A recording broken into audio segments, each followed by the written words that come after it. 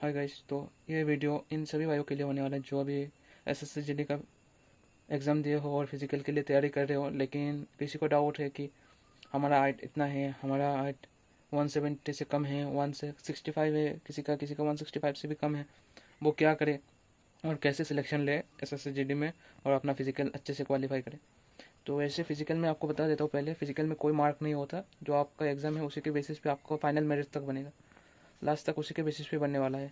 चाहे आपका physical clear हो जाए, लेकिन उसके बाद मेडिकल के लिए भी आपको उधर का मेडिकल का कट ऑफ क्लियर करना पड़ेगा, जो आपका रिटर्न मार्क से कट ऑफ क्लियर होगा।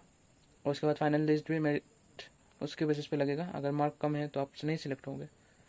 तो बताता हूँ, एसएससी जीडी का जो 170 हाइट है वो नॉर्थ वालों के लिए चाहिए, सभी के लिए 170 हाइट। इससे भी एक पॉइंट भी कम है ना, वो सिलेक्ट नहीं होगा, क्योंकि पिछले बार भी बहुत सारे कैंडिडेटों का ऐसे बाहर कर दिया था।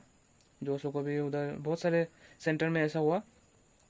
इसीलिए आपका हाइट बढ़ाने के लिए कोशिश करो हो सके तो, नहीं तो कुछ से ट्रिक देखो जिससे आपका हाइट बढ़ जाए।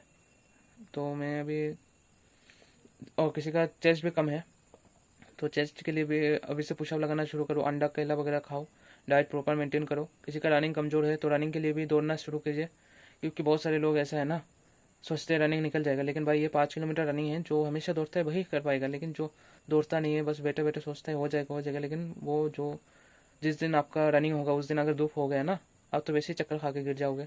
रनिंग कहाँ हो पाएगा आपसे। तो इसीलिए आप अभी से ट्राई करो रनिंग करने का। कभी कभी सुबह जाओ, कभी शाम को जाओ। पहले तो आप बिगिनर हो तो रनिंग के लिए सुबह जाओ, सुबह जाके दौड़ के आओ। उसके बाद शाम को भी हल्का फुल्का थोड़ा दौड़ना है, क्योंकि नहीं तो पेट जाम हो जाएगा नए नए में। उसके बाद धीरे धीरे आप सुबह जाओ, उसके बाद दोपहर को भी जाओ, क्योंकि कभी आपका दोपहर को भी रनिंग हो सकता है। एक दो दिन आप ट्राई कर सकते हो, जैसे मॉक इंटरव्यू होते हैं, मॉक एग्जाम होता है। जैसे आप मॉक फिजिकल के लिए ट्राई कर सकते हो, जैसे आप टाइमिंग लगा के देख सकते हो आप कितने समय में पहुंच रहे हो, मतलब जो 5 किलोमीटर कंप्लीट कर रहे हो। तो उसी के बेसिस पे आप अपने आप को जांच कर पाओगे कि उस दिन आप कर पाओगे या नहीं, क्योंकि उस दिन आपको प्रेशर भी होगा ना, आपको होगा कि नहीं होगा। तो बहुत सारे आपका मतलब कब फिजिकल होगा उस दिन आप सुबह एंट्री लोगे, उसके बाद ज़्यादा कैंडिडेट होगा तो आप शाम को भी रनिंग हो सकता है।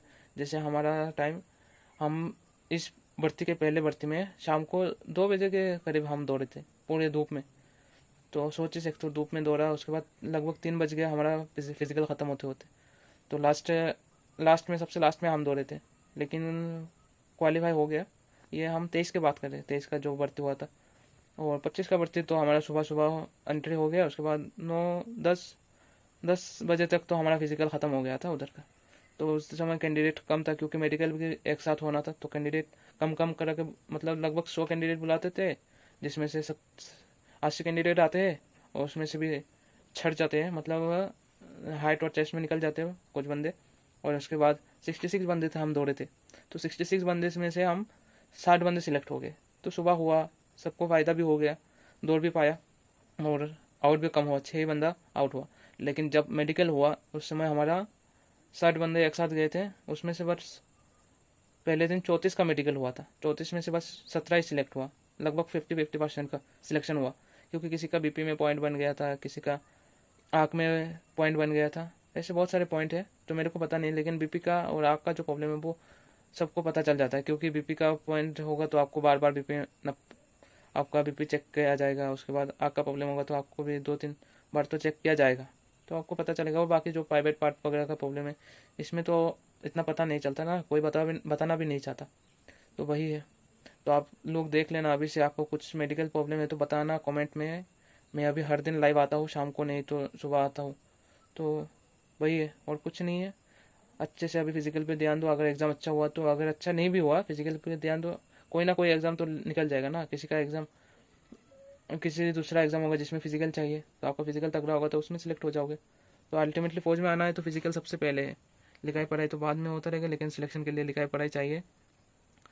तो वही है, और कुछ नहीं। अभी वीडियो बहुत लंबा हो गया, और कुछ भी टॉपिक में डाउट है तो बताना, क्योंकि मैं आपको तो मेन बात बताना ही भूल गया। जो नॉर्थ ईस्ट के बंदे हैं उनके लिए 165 चाहिए जनरल के लिए, उसके लिए आपको एनेक्शन 9 बनाना पड़ेगा।